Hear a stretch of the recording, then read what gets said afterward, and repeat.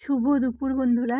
দুপুরের লাঞ্চটা সাজিয়ে নিয়েছি, তো থালাটা তোমাদের কেমন লাগছে সকলেই জানিও। থালাটায় কী কী আছে চলো তোমাদেরকে চটপট করে বলে দিই। তো আজকে নিয়ে নিয়েছি একদম গরম ঝরঝরে ভাত। ভাতটা বাটিতে করে নিয়েছি। বাটিতে করে ভাতটা নিলে দেখতে খুব সুন্দর লাগে আর খেতেও ভালো লাগে। আর ভাতটা ছিল একদমই গরম, তার উপরে নিয়ে নিলাম একদম ফ্রেশ লেবু। লেবুটা আজকেই কিনে নিয়ে এসেছি। আর লঙ্কাটা আজকে ভাতের উপরে থাকলো না, পড়ে গেল, বাধ্য পড়ে গেল, আর কি করব, ওকে আর ভাতের উপরে দেইনি। এই পাশে স্যালাডে নিয়ে নিয়েছি শসা পেঁয়াজ, তার উপরে লঙ্কাকে দিয়ে দিয়েছি। আর এই পাশে নিয়ে নিয়েছি পাঁপড় ভাজা। তো পাঁপড় ভাজাটা খেতে খুব ভালো লাগে, কেননা ডাল নিয়েছি, সাথে পাঁপড় ভাজা থাকলে ভালোই লাগবে।